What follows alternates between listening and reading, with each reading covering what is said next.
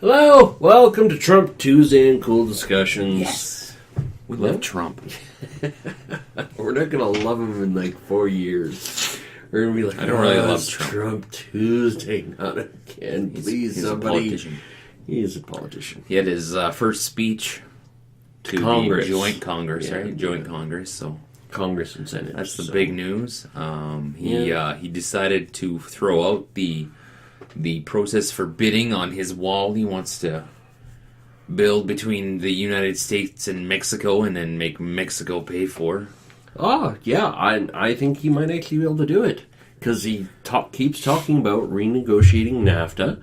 And he's honestly, my thought is he's going to go, I'm building this wall. And then he's going to go to Mexico. It's like, if you want in on NAFTA, you pay for the wall. If you don't pay for the wall, you get no NAFTA. And we tax the fuck out of everything that goes over the border. Probably. Done.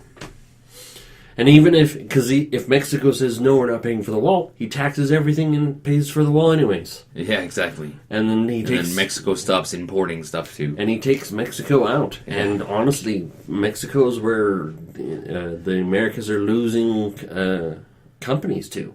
So he also signed an executive order saying that any and all new pipelines will have to use Americans' metal or steel. No, he said that. He said that in the speech, actually. Oh, okay. So if he signed I heard he signed the executive order. If he actually signed the executive order, that's great. But he mentioned that in the speech because there was a big hoopla about, oh my God, the Keystone, that'll affect the Keystone. But hold on, the wording there is all new pipelines, and guess what? Keystone is not a new pipeline; it's an old pipeline. It's an existing pipeline. See, that's how politicians get around stuff and companies get around stuff is the wording. That's how companies get around stuff. That's not how politicians. Companies, I said companies. Yeah, I know, but that's how everybody gets around it. They word stuff in ways butcher the words. It's like, Subway when they say, "Hey, 6-inch subs are $3.99," but then the small print is like, "Hey, but there's only 3 subs to choose from."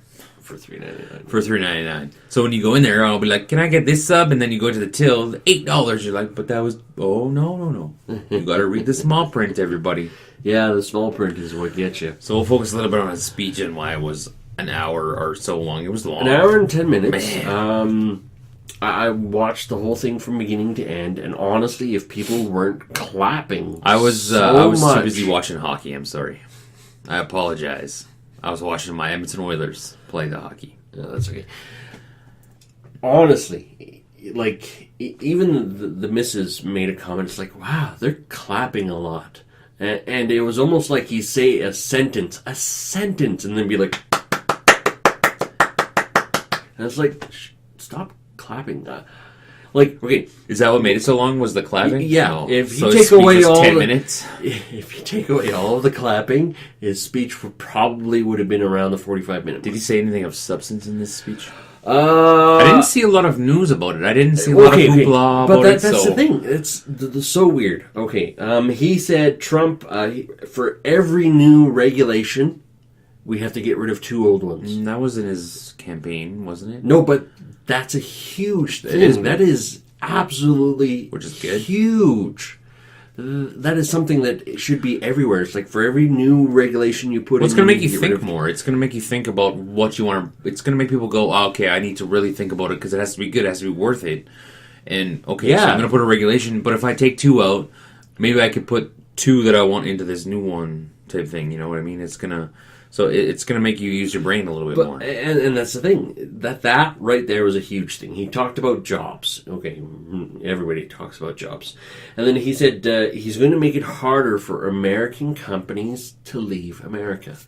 There should be nothing wrong with that, absolutely. No, and I don't think there's anything wrong with it. Now... Why should you as a company be able to just go, oh, I can avoid taxes and avoid anything in another country? See you later, I'm leaving. He mentioned taxes, which is a huge advantage in Canada right now because the taxes are like half to a third what they are in the States here in Canada. Shouldn't there be any money that you make in that country is just taxed at whatever rate? That No. I agree with that, but because of how they make laws, you can effectively go, if your headquarters is in another country, you pay taxes based on that country. on that country. That's So stupid. yeah, I think honestly that tax If should I'm be McDonald's, and I have a restaurant in Canada and America, you're subject to Canadian laws. All your taxes are Canadian. That's it. I don't care where your headquarters is. Yeah, Your restaurant no. is affected by that. Yeah, all the money you make in Canada is taxed according to Canadian law. All the money you make in the States is taxed according to States law. It shouldn't be you take all that money, put it in Canada, and tax it accordingly. Is that how it is right now? Effectively, yeah. That's why they moved their headquarters. That's silly. It is silly. Who came up with that?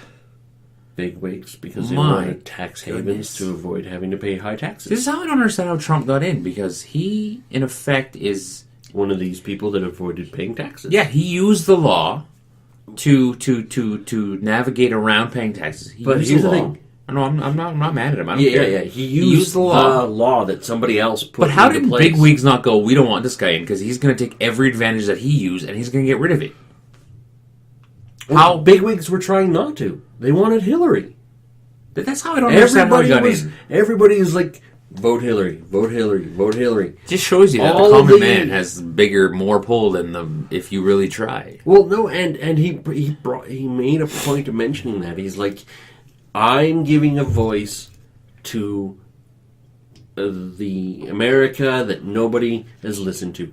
I am their voice. I'm going to make them heard, and I'm going to make them work. I'm going to give them jobs. I'm going to do this. You may disagree with him on like his some of his like views of like social views, because he does have pretty, in my opinion, he has bad social views. And as Canadians, and he has bad social views. And if you as an American, he's right there in the middle. I suppose. But I guess if you look back on previous videos on our channel, I've said time in and time out again about Trump. I like him because he's a businessman and he's going to run the U.S. as a business. And I think that you need to look at that. And I think Canada should be run the same way. We have the Trump of Canada, Kevin O'Leary. He's not going to win anything. Don't worry. I don't think he will. Oh, shit. Maybe that's how Trump won. Oh boy. At least I hope he doesn't, because I don't think he has the little person voice. No, he doesn't have that little person voice. Now, mind you, his party could easily have that little person voice. And if he runs it not as a dictator, the party as a dictatorship, I think he will. He comes across as the type of person. I think O'Leary is actually going to be very bad for the Conservative Party. He opinion. Won't win though. Anyways, so Trump, like, okay, I'm giving Trump this kind of credit. He is he's a good orator. When he talks, he can hold your attention. He can make you listen and make you go, Because I watched the speech. It was good of him to actually, go, applause to my first lady, and because there was already internet throwing around going, oh, look at him treat his wife by comparison to how Obama treated his wife. God, I hate that. Just fuck off. Anyways, there's already that throwing out, and then he made mention of his first wife. He made a mention of the widow of the U.S. Navy SEAL that was killed in action not too long ago during a raid, and two other people that I have no idea who these people were. I'm sure if you're American, they might have been a bigger deal, but for me, they were like, I don't know, but he did make a mention, and a lot of the clapping was for them. I got to admit that, and like he was sitting there going himself. You could hear, firstly, his clapping was really loud because he has that mic beside him. Yeah. But it was just like, there's a lot of clapping. I just want to see what he does for jobs and business, to see if he brings back business to America. And if he does, then I want to see somebody come into Canada and do kind of the same thing. Oh, yeah. Where we've said this before, you have to have you have to be a little bit liberal, a little bit conservative, and you have to combine them all and make them work. You have to take a little bit of communism and a little bit of socialism. You have to take them all and put them all together in a little ball and go, okay, this works. Yeah. Now, in all fairness, I actually watched Obama's speech, his first speech to Congress. I think I made it. His speech was 13 minutes shorter. Not nearly as much clapping, because they didn't clap every time he said a sentence. But I was like 30 minutes into it, and I turned it off. I was so bored. Because he didn't talk. He probably didn't talk about anything, and I just and that's the thing. Is like he sounded like he was reading from a textbook. He had such a droning voice. He had no excitement in him. You know, side by side, I would listen to Trump over Obama, even though Trump comes across a little bit more crass. I wanna see what he does with Obamacare.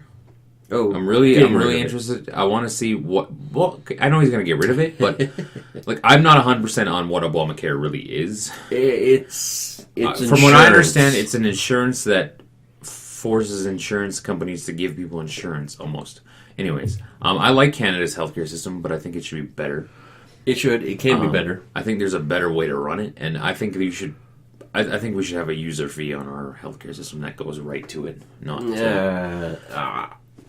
We should look at some of the European models because they have a private-public one. And as soon as you put a little bit more private into it, if things get a little bit better. Because people who can pay for it, let them pay for it. If they want to be fast-tracked, let them fast-track. I just worry about I worry about if you did that, if it would affect the service on the... No.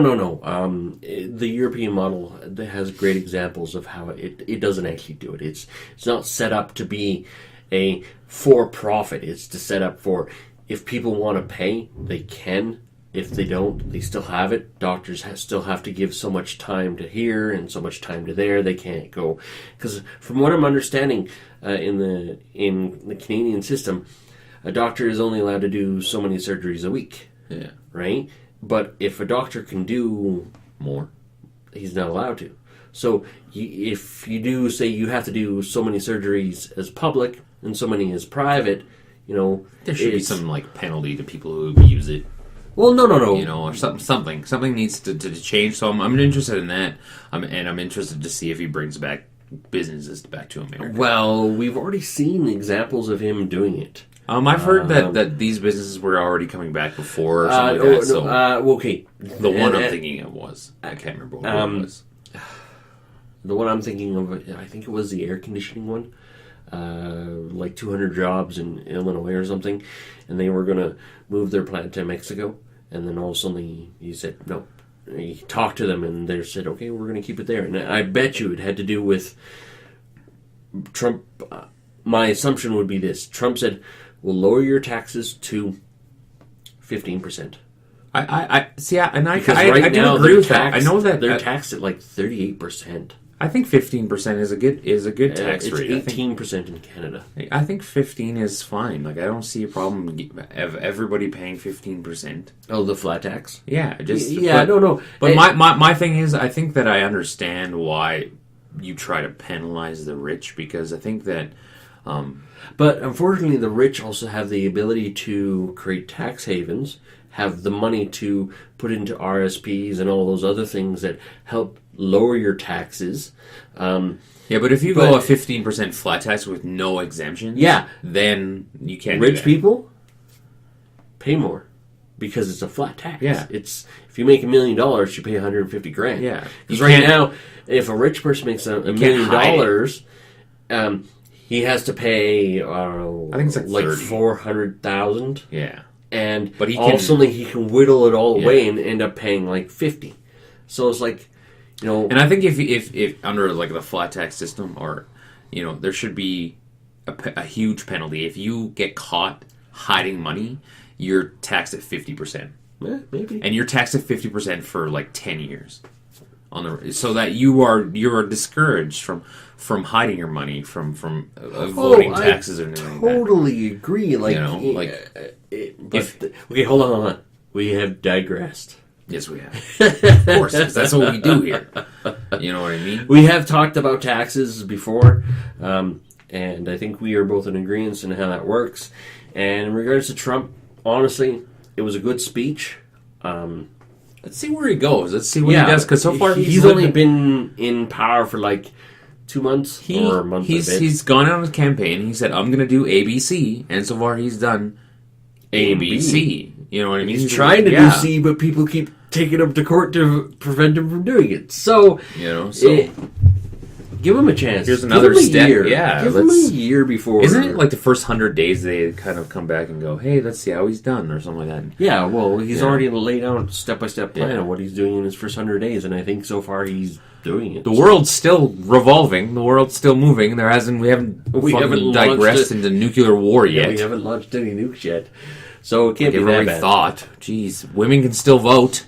Yeah, blacks can still use all the bathrooms in the world. You know what I mean? Like slavery's not back. Slavery's not back. In North America. Oh wait, he did take away the protection of the transgender, did he not? Yeah. No, he made the bathroom or something. He made it. You have to use the bathroom of your birth. He said it's not a federal law. Oh, okay. Because of what it was a federal law. Now it's back to state powers, and the states is where there's lots of that's fighting. how it should be. Should be up to the state. It shouldn't be a federal law on what bathroom you use. Anyways, guys, don't forget to like, comment, and subscribe for more Trump Tuesday and more exciting videos about the world. Because that's what we do here at Cool Discussions. That's all we do. We just have excitement. We are totally lit.